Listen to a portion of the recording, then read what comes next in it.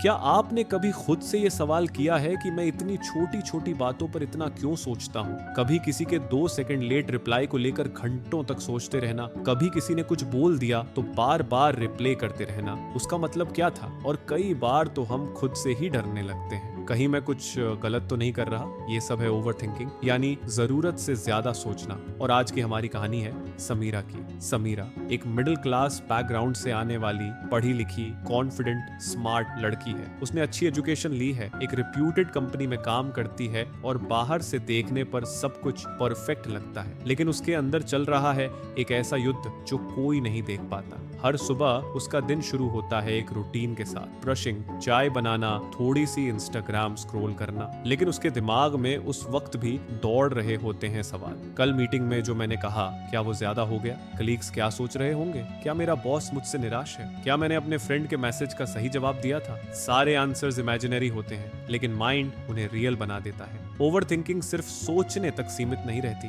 ये धीरे धीरे हमारी लाइफस्टाइल में एंट्री कर लेती है। समीरा को डिसीजंस लेने में टाइम लगने लगा। वो किसी को हाँ कहने से पहले 10 बार सोचती, अगर मैं मना कर दूं तो बुरा लगेगा, अगर हाँ कह दूं और मुझे अच्छा ना लगे तो। वो लोगों से मिलने से भी डरने लगी, सोशल इवेंट्स से दूर रहने लगी। क्यों? क्योंकि उसके माइंड में हर बार एक ही सवाल चलता, लोग क्या सोचेंगे? अब बात सिर्फ कंफ्यूजन की नहीं थी, बात थी कंट्रोल की कमी की। वो अपने थॉट्स पर कंट्रोल नहीं कर पा रही थी, और यही था उसकी ओवर थिंकिंग का असली चेहरा। हर छोटी बात पर इतना सोच लेना कि वो एक पूरे प्रॉब्लम की तरह लगने लगे। किसी का मूड थोड़ा ऑफ हो गया तो लगता शायद मैंने कुछ गलत कह दिया। कोई जल्दी में रिप्लाई नहीं कर पाया तो सोचना शुरू, क्या वो मुझसे नाराज है? धीरे धीरे ये सोचने की आदत नहीं, एक मेंटल ट्रैप बन जाती है, जहां इंसान खुद ही क्वेश्चंस करता है, खुद ही आंसर्स देता है और खुद ही हर्ट भी होता है। इस प्रोसेस में समीरा जैसी लाखों लड़कियां और लड़के जो परफेक्टली कैपेबल हैं, जो इंटेलिजेंट हैं, वो अपनी एनर्जी ऐसे थॉट्स में वेस्ट कर रहे हैं जो एक्चुअल में कभी हो ही नहीं रहे।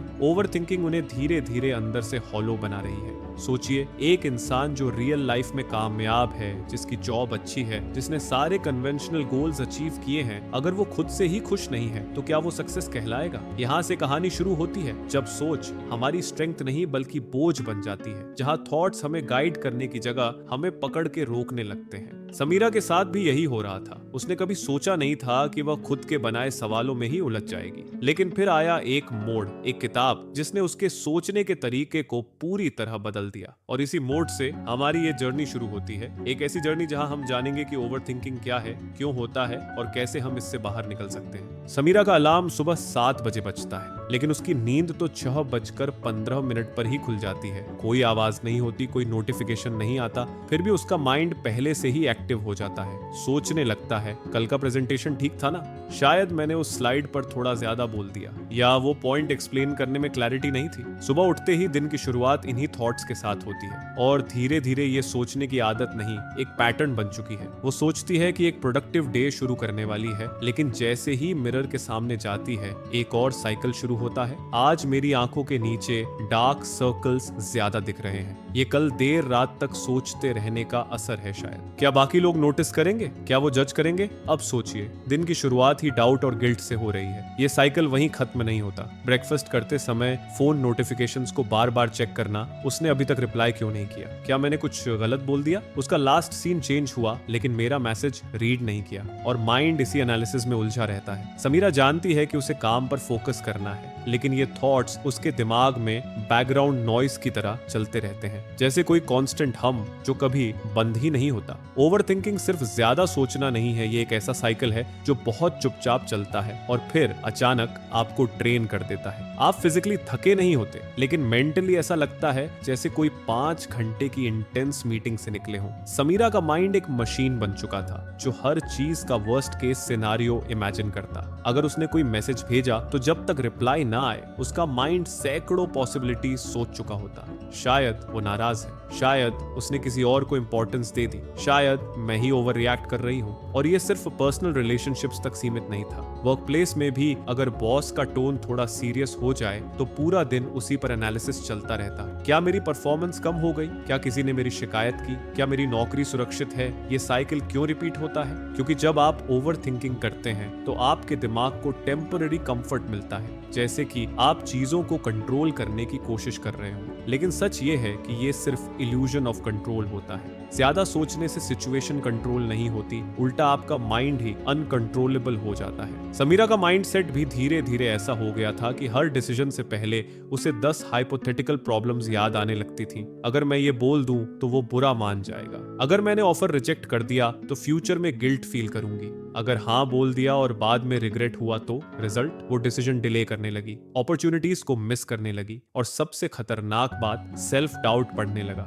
शरीर पर असर, मेंटली स्ट्रेस तो था ही, लेकिन अब ये उसके फिजिकल हेल्थ को भी अफेक्ट करने लगा। नींद डिस्टर्ब रहने लगी, सोने से पहले थॉट्स का ट्रैफिक इतना हैवी होता कि 3 से 4 घंटे तक वो करवटें बदलती रहती। सुबह देर से उठना, पूरे दिन आलस्य और हर काम में विचलन, सारा दिन गुजर जाता, लेकिन रियल में कुछ भी कंप्लीट नहीं होता। काम भी अधूरा, कॉन्वर्सेशंस भी अधूरी और रिलैक्सेशन भी अधूरा। ओवरथिंकिंग का सबसे खतरनाक हिस्सा, इस साइकिल में सबसे ट्रिकी हिस्सा ये है कि ओवरथिंकर को पता होता है कि वो ज्यादा सोच रहा है, उसे ये भी पता होता है कि इससे कोई फायदा नहीं होने वाला, लेकिन फिर भी वो खुद को रोक नहीं पाता। और यहीं से शुरू होता है गिल्ट का नया लेवल। मैं जानती हूँ मुझे ऐसा नहीं सोचना चाहिए, फिर भी मैं ऐसा क्यों कर रही हूँ? क्या मैं मानसिक रूप से कमजोर हूँ? और ये गिल्ट उसे फिर से उसी साइकिल में धकेल देता है, जैसे कि किसी मेज में फंस गए हों जहां बाहर निकलने का रास्ता दिखता है, लेकिन जैसे ही आप एक कदम बढ़ाते हैं मेज खुद को फिर से बना लेता है। समीरा भी इस चक्र में फंसी हुई थी। वो खुद को स्ट्रॉन्ग समझती थी, उसे अपनी एजुकेशन पर, अपनी जॉब पर, अपनी इंडिपेंडेंस पर प्राउड था, लेकिन जब माइंड ही एनिमी बन जाए तो सबसे बड़ी लड़ाई खुद से होती है। और इस चक्र से बाहर निकलने के लिए उसे सिर्फ मोटिवेशन या इंस्पिरेशन की जरूरत नहीं थी, उसे डायरेक्शन चाहिए थी।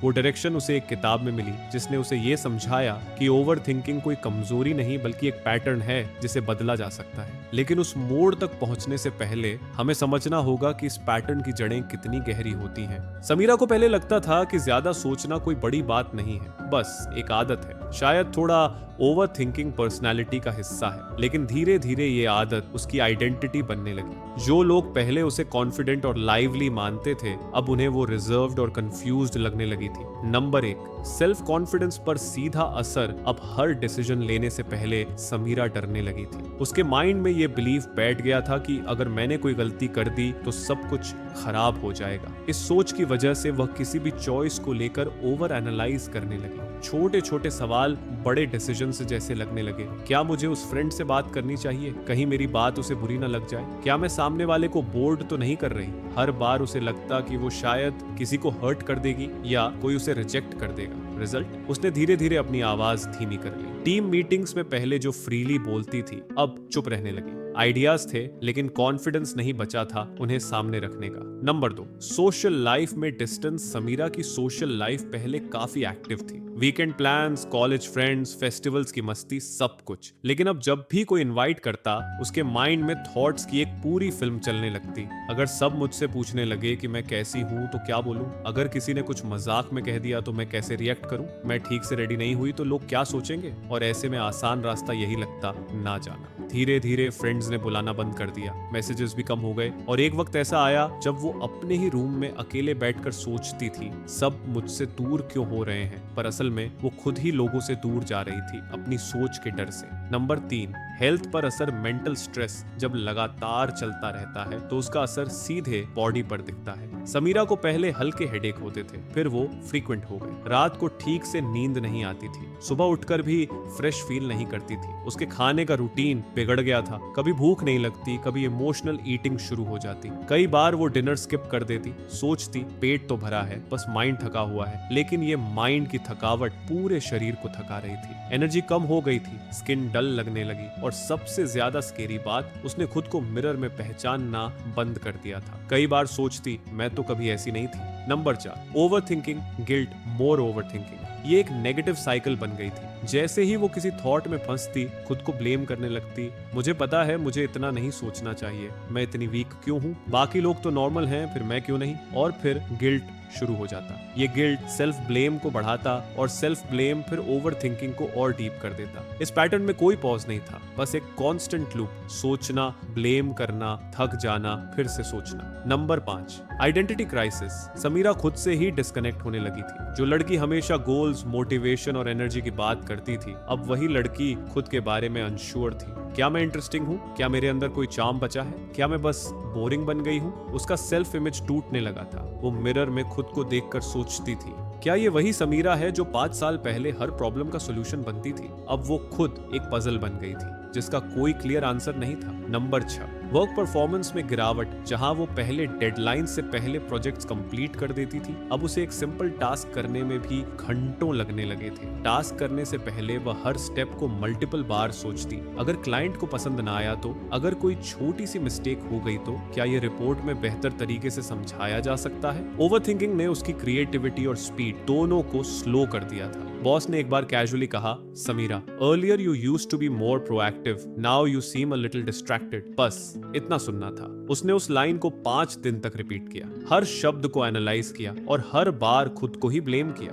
अब उसकी नौकरी, जो कभी पेशा हुआ करती थी, अब वो भी दबाव बन चुकी थी। ओवरथिंकिंग का सबसे बड़ा नुकसान यही है, ये बाहर से नहीं दिखता लेकिन अंदर से हर चीज को डैमेज कर देता है। समीरा अब तक समझ नहीं पा रही थी कि वो कैसे वापस उस कॉन्फिडेंट वर्जन में लौटे जो कभी थी। उसे मोटिवेशन की जरूरत थी, लेकिन उससे भी ज्यादा उसे क्लैरिटी चाहिए थी। उसे खुद को फिर से जानने की जरूरत थी, क्योंकि जो चीज हमें अंदर से तोड़ रही है वही हमें अंदर से रीबिल्ड करने का मौका भी देती है, अगर हम उसे समझें। और यही मौका उसे मिला एक खास किताब में, जिसने उसकी सोच को, उसकी आइडेंटिटी को और उसकी पूरी माइंडसेट को बदलना शुरू किया। कभी कभी इंसान को खुद नहीं पता होता कि वो किस चीज की तलाश में है, बस एक बेचैनी होती है, एक खालीपन जो हर चीज में झलकने लगता है। समीरा भी ऐसे ही एक दौर से गुजर रही थी। काम, घर, रिश्ते, हर जगह सब कुछ ठीक था, लेकिन उसके अंदर कुछ टूट चुका था। हर रात उसे लगता कुछ मिसिंग है, लेकिन क्या? इसी बेचैनी में एक दिन वो YouTube पर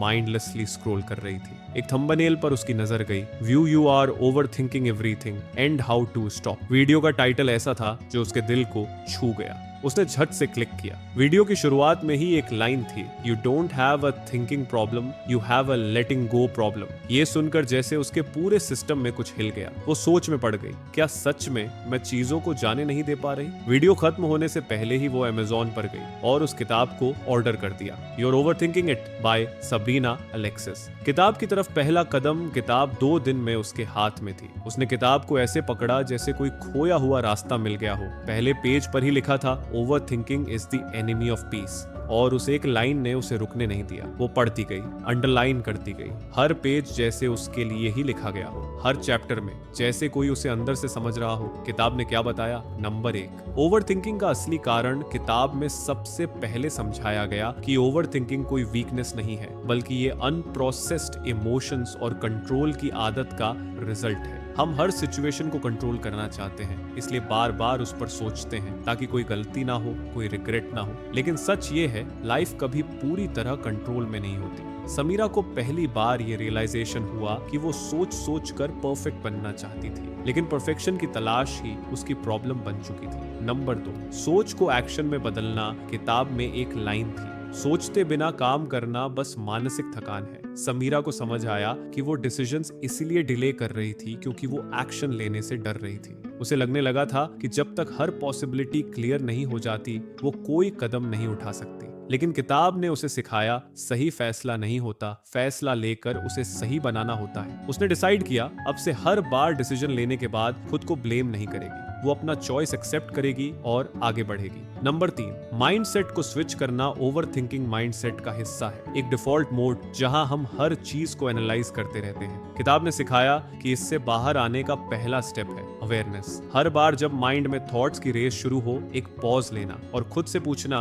क्या ये सोचना अभी जरूरी है? समीरा ने एक छोटा सा नोटबुक लिया और हर बार जब वो अनावश्यक सोच में फंसती तो बस एक लाइन लिखती, मैं शांति को नियंत्रण से अधिक चुनती हूँ। धीरे धीरे ये हैबिट बनने लगी। नंबर 4, लेटिंग गो का तरीका सबसे मुश्किल काम होता है, खुद को खुद के ही थॉट से आजाद करना। लेकिन किताब ने ये सिखाया कि लेटिंग गो का मतलब भूल जाना नहीं होता, बल्कि उस इमोशन को एक्सेप्ट करना होता है और फिर उससे आगे बढ़ना होता है। समीरा ने खुद से छोटे छोटे प्रोमिसेस करने शुरू किए। अगर कोई मैसेज देर से रिप्लाई करे तो खुद असम्पशंस नहीं बनाएगी। अगर कोई मिस्टेक हो जाए तो खुद को माफ करेगी। अगर कोई प्लान कैंसिल हो जाए तो उसे पर्सनल नहीं लेगी। ये छोटे छोटे स्टेप्स धीरे धीरे उसकी हीलिंग प्रोसेस का हिस्सा बनते गए। बदलाव की शुरुआत किताब खत्म होते होते समीरा कोई कंप्लीटली ट्रांसफॉर्म्ड इंसान नहीं बनी थी, लेकिन अब उसके पास एक क्लियर डायरेक्शन था। अब हर सुबह उठने पर उसकी पहली थॉट होती, आज मैं अपने थॉट्स को कंट्रोल करूंगी, वो मुझे नहीं। उसे पता था कि ये इजी नहीं होगा, लेकिन अब उसके पास अवेयरनेस थी।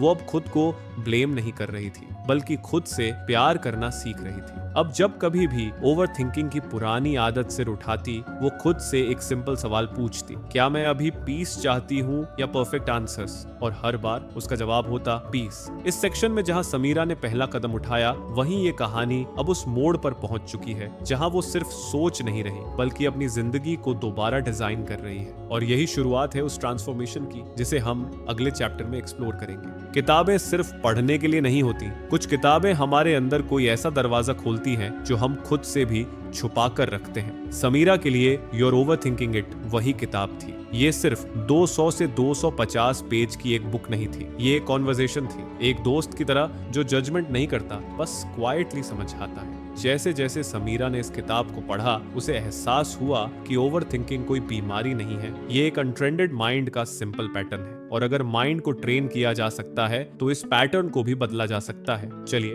अब जानते हैं वो कोर लर्निंग्स जो इस किताब ने समीरा को दी और जिनसे वो हर इंसान रिलेट कर सकता है जो रोज खुद से जूझता है। सीख नंबर 1, सब कुछ तुम्हारे कंट्रोल में नहीं है। और ये ठीक है, किताब में एक लाइन थी जिसने समीरा को झटका दे दिया, you are not responsible for how others feel, you are only responsible for your intentions. Sameera हमेशा यही सोचती थी, अगर कोई दुखी है तो शायद मेरी वजह से है, अगर कोई दूर हो गया तो शायद मैंने कुछ गलत किया। लेकिन किताब ने उसे सिखाया, दूसरों की फीलिंग्स को कंट्रोल करने की कोशिश में हम खुद की पीस खो देते हैं। अब वो हर बार रिमाइंड करती खुद को, मेरा काम है क्लियर और काइंड होना, जो सामने वाला फील करे वो उसका जोन है। सीख नंबर 2, हर थॉट सच नहीं होता। Not everything it says is true. हमारा दिमाग हर वक्त स्टोरीज बना रहा होता है। शायद वो मुझे इग्नोर कर रहा है, शायद मेरी बात बोरिंग लगी, शायद मैं इनफ नहीं हूँ। समीरा को लगा जैसे ये लाइन उसके लिए ही लिखी गई हो। उसने रियलाइज किया कि जो भी वो सोचती है वो जरूरी नहीं कि रियलिटी हो। अब हर बार जब कोई नेगेटिव थॉट आता, वो पॉज लेकर पूछती, क्या ये सच है या सिर्फ एक डर? और ये छोटा सा सवाल बहुत बड़ी क्लैरिटी दे देता। सीख नंबर 3, डिले मत करो, एक्शन लो। ओवर थिंकिंग की सबसे बड़ी प्रॉब्लम ये होती है कि हम सोचते रहते हैं लेकिन कुछ करते नहीं। किताब में एक चैप्टर था, एक्शन रिड्यूसेस एंग्जाइटी। समीरा पहले हर चीज को सोचकर डिले करती थी। कॉल करना हो तो दिन भर सोचना, ईमेल भेजना हो तो 5 बार ड्राफ्ट चेक करना, किसी से बात करनी हो तो 3 दिन वेट करना। अब उसने सीधा रूल बना लिया था, अगर कोई टास्क 5 मिनट में हो सकता है तो अभी कर दो। जैसे ही उसने एक्शन लेना शुरू किया, माइंड में क्लैरिटी और कॉन्फिडेंस दोनों बढ़ने लगे। सीख नंबर 4, सेल्फ टॉक बदलो, माइंड सेट बदलेगा। किताब ने एक और इंपॉर्टेंट बात कही, the way you talk to yourself becomes your reality. Sameera जब खुद से बात करती थी तो ज्यादातर हार्श होती थी, तू हमेशा चीजें खराब कर देती है, तू बहुत ज्यादा सोचती है, तेरे बस की बात नहीं, तेरे अंदर वो बात ही नहीं जो बाकी लोगों में है। लेकिन अब उसने खुद से बात करने का तरीका बदला। अब उसने खुद से बात करनी शुरू की जैसे वो किसी अच्छे दोस्त से बात करती है। I know you're struggling, but you're trying and that's enough. It's okay to mess up. You're still learning. You don't have to prove anything. You already matter. ये सॉफ्ट सेल्फ टॉक धीरे धीरे उसकी आइडेंटिटी हील करने लगा। सीख number 5, boundaries set करना selfish नहीं होता। कई बार समीरा खुद को थका लेती थी सिर्फ इसलिए ताकि किसी को बुरा ना लगे। नो बोलना मुश्किल था, हेल्प के लिए हाँ कहने के बाद रिग्रेट फील करना नॉर्मल था। किताब ने उसे सिखाया, saying no to others is sometimes saying yes to yourself. अब वो छोटी बाउंड्रीज क्रिएट करने लगी। अगर थकावट हो तो क्लियरली बोलती, आज नहीं कल बात करते हैं। अगर कोई टोन बुरा लगे तो पोलाइटली रिस्पॉन्ड करती, प्लीज ऐसा मत बोलो। अगर कोई रिपीटेडली डिसरिस्पेक्ट करे तो डिस्टेंस बना लेती। बाउंड्रीज बनाना सेल्फिश नहीं, सेल्फ रिस्पेक्ट है। ये माइंडसेट उसकी लाइफ को प्रोटेक्ट करने लगा। किताब से आया सबसे बड़ा बदलाव, किताब ने समीरा को एक लाइन में समराइज किया, you don't need to fix everything, you just need to feel free. अब समीरा हर सिचुएशन को सॉल्व करने के लिए खुद को प्रेशराइज नहीं करती थी। अब वो अलाउ करती थी खुद को फील करने,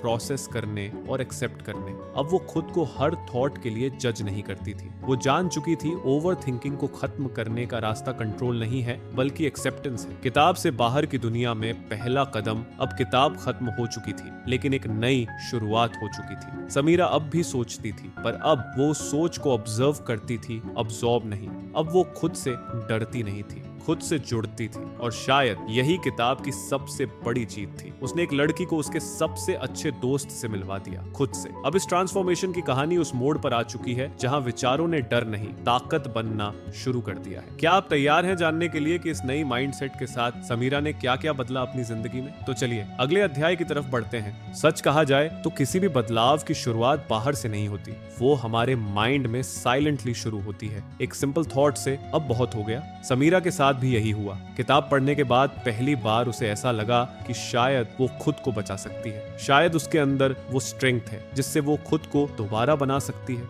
अब वो पहले जैसा जीना नहीं चाहती थी, जहां हर बात को लेकर डाउट हो, हर डिसीजन के साथ गिल्ट हो और हर दिन एक मेंटल बैटल हो। अब वो एक्टिवली बदलाव लाने के लिए तैयार थी। नंबर 1, सुबह की शुरुआत खुद के साथ। पहले समीरा की मॉर्निंग्स एंग्शियस होती थी। जैसे ही उठती माइंड में थॉट्स का फ्लड शुरू हो जाता। लेकिन अब उसने एक नया रूल बनाया, दिन की शुरुआत दूसरों के मैसेजेस से नहीं, अपने माइंडसेट से होगी।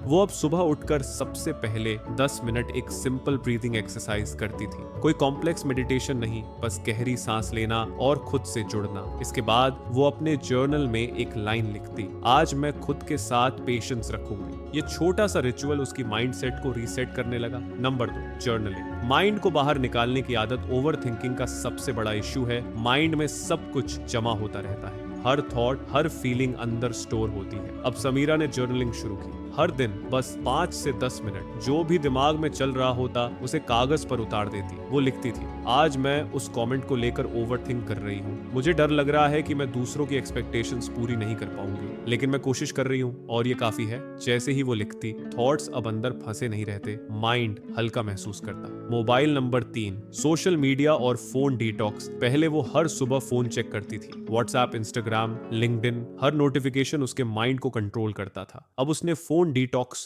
शुरू किया। सुबह उठने के बाद पहला घंटा नो स्क्रीन और रात को सोने से 1 घंटा पहले एयरप्लेन मोड। इससे उसका माइंड शांत रहने लगा। अब वो दूसरों की ओपिनियन से कम इन्फ्लुएंस होने लगी और अपनी आवाज को ज्यादा सुनने लगी। नंबर 4, इंटरनल डायलॉग को बदलना। पहले जब कोई गलती होती तो उसका पहला रिएक्शन होता, तू कुछ भी ठीक से नहीं कर सकती, तू एम्बैरेसिंग है, क्यों किसी को तुझसे बात करनी चाहिए। लेकिन अब उसने ये पैटर्न बदला। अब वो कॉन्शियसली खुद से इस तरह बात करती, हाँ मिस्टेक हुई है लेकिन इससे मैं सीख सकती हूँ। तू इंसान है और इंसान गलती करता है। तू जरूरी है भले ही कोई तुझे अप्रिशिएट ना करे। ये सॉफ्ट केयरिंग सेल्फ टॉक उसकी हीलिंग का फाउंडेशन बन गया। नंबर 5, रियल रिलेशनशिप्स पर ध्यान देना। पहले वो सोशल सिचुएशंस अवॉइड करती थी, लेकिन अब वो सिलेक्ट करती थी किसके साथ रहना है, जरेन या किससे बात करना है। अब वो हर किसी को खुश करने की कोशिश नहीं करती थी। उसने सीखा कि कुछ लोग बस इसलिए जाते हैं क्योंकि वो आपकी ग्रोथ को नहीं समझते और कुछ लोग वही होते हैं जो साइलेंटली आपके साथ खड़े रहते हैं। उसने उन्हीं लोगों से कनेक्शन बनाए जो उसे एक्सेप्ट करते थे जैसे वो है। अब उसका सोशल सर्कल छोटा था लेकिन बहुत रियल था। Number 6, mindset shift from perfection to progress. Sameera को अब ये समझ आ चुका था कि परफेक्ट बनना कोई गोल नहीं है। अब उसका फोकस प्रोग्रेस पर था। पहले वो खुद से पूछती थी, क्या मैंने सब कुछ ठीक किया? अब वो पूछती थी, क्या मैंने अपनी तरफ से ऑनेस्ट कोशिश की? अब उसे सेटबैक से डर नहीं लगता था क्योंकि वो जानती थी कि हर स्टेप, चाहे छोटा हो या बड़ा, वो उसे एक बेटर वर्जन की तरफ ले जा रहा है। बदलाव दिखने भी लगा, कुछ हफ्तों में ही फर्क दिखने लगा। अब वो लोगों से कॉन्फिडेंट होकर बात करती थी, मीटिंग्स में पार्टिसिपेट करती थी और सबसे इंपॉर्टेंट, अब उसे डिसीजन लेने में डर नहीं लगता था। कभी कभी जब पुरानी आदतें वापस आने लगती, वो पॉज लेकर खुद से कहती, I am not my old patterns, I am allowed to change. ये एक जर्नी है, डेस्टिनेशन नहीं। समीरा को पता था कि ये कोई 21 दिन की चुनौती नहीं है, ये एक लाइफ लॉन्ग जर्नी है। कभी कभी फिर भी सोच ज्यादा होने लगती थी, लेकिन अब वो खुद से लड़ती नहीं थी। अब वो खुद को समझती थी। अब वो खुद से नहीं भागती थी। अब वो खुद के साथ खड़ी रहती थी और शायद यही होता है असली बदलाव। अब ये कहानी उस पड़ाव पर पहुंच चुकी है जहां उम्मीद सिर्फ सोच नहीं, एक एक्शन बन चुकी है। अगले और आखिरी चैप्टर में हम देखेंगे कि ये बदलाव कैसे एक नई फिलॉसफी बन जाता है, जहां जिंदगी ओवरथिंकिंग से नहीं, एक्सेप्टेंस और क्लैरिटी से चलती है। कई लोग सोचते हैं कि सेल्फ हेल्प किताबें सिर्फ कुछ दिनों का मोटिवेशन देती हैं, एक टेम्पोरेरी एक्साइटमेंट जो फिर खो जाती है। लेकिन समीरा की कहानी इसका उल्टा साबित करती है। उसने कोई मिरेकल नहीं किया, ना ही एकदम से परफेक्ट बन गई, लेकिन अब वो हर दिन अपनी इम्परफेक्शंस के साथ शांति से जीना सीख गई थी। कभी जो माइंड उसके खिलाफ काम करता था, अब वही उसका साथी बन गया था। और इस सफर का सबसे जरूरी हिस्सा था सेल्फ एक्सेप्टेंस, खुद को समझना। सबसे बड़ा रेजोल्यूशन, अब समीरा दूसरों को इम्प्रेस करने के लिए डिसीजंस नहीं लेती थी।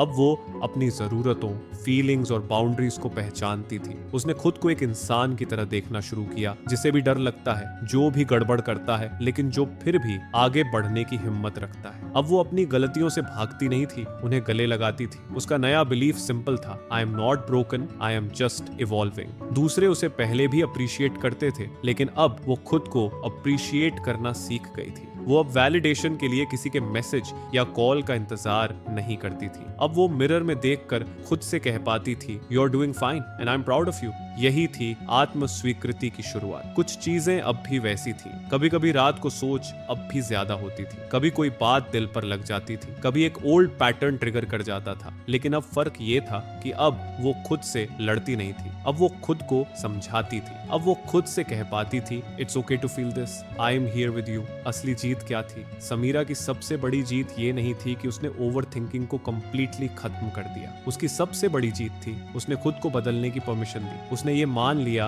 कि वो हर दिन थोड़ा बेहतर बन सकती है, बिना खुद को तोड़े, बिना खुद से लड़ाई किए। अब वो खुश रहने के लिए किसी खास दिन, किसी इंसान या किसी परफेक्ट मोमेंट की मोहताज नहीं थी। अब उसके अंदर एक शांत जगह थी, जहां वो खुद को जैसा है वैसे स्वीकार कर सकती थी। और यही वो जगह है जहां योर ओवर थिंकिंग इट की असली ताकत सामने आती है। ये सिर्फ टिप्स और ट्रिक्स देने वाली किताब नहीं है, ये एक मिरर है जो आपको आपकी ही लेयर्ड पर्सनालिटी दिखाती है, जो कहती है तुम्हें खुद को ठीक करने की जरूरत नहीं है, तुम्हें बस खुद को समझने और अपनाने की जरूरत है। आपकी ऑडियंस के लिए संदेश, अगर आप भी इस वीडियो को देखते हुए ये सोच रहे हैं कि आप भी समीरा जैसे ही फेज से गुजर रहे हैं, तो याद रखिए आप अकेले नहीं हैं। और सबसे अच्छी बात, आपके अंदर बदलने की ताकत है। आपको कोई ओवरनाइट ट्रांसफॉर्मेशन की जरूरत नहीं, आपको बस एक जेंटल रिमाइंडर चाहिए कि you are not your thoughts, you are the awareness behind them. अंतिम शब्द, ओवर थिंकिंग से बाहर आना कोई फिनिश लाइन नहीं है, ये एक प्रोसेस है। एक दिन आप खुद से लड़ेंगे, दूसरे दिन खुद को संभालेंगे, लेकिन हर दिन आप थोड़ा थोड़ा हीलिंग की तरफ बढ़ेंगे। और यही है सच्चा ग्रोथ। तो अगली बार जब आप अपने माइंड में खो जाए, बस एक पॉज लें और खुद से कहें, I trust myself, I accept myself, I am enough. इस तरह समीरा की जर्नी सिर्फ उसकी नहीं रही, अब ये आपकी, मेरी, हम सबकी कहानी बन चुकी है। योर ओवर थिंकिंग इट एक किताब से बढ़कर एक लेंस बन गई है, जिससे हम खुद को क्लैरिटी, कंपैशन और कॉन्फिडेंस के साथ देख सकते हैं। अगर आपको ये वीडियो पसंद आया हो तो लाइक जरूर करें और कमेंट में लिखें, मैं अब खुद को स्वीकार करती हूँ। और हाँ, इस चैनल को सब्सक्राइब करना मत भूलिएगा, क्योंकि हम आपके लिए ऐसी ही इंसाइटफुल कहानियां और किताबों के जरिए माइंडसेट चेंजिंग कंटेंट लाते रहेंगे। मिलते हैं अगले वीडियो में, तब तक याद रखिए आपके अंदर वो सब है जो आपको आजाद कर सकता है। धन्यवाद।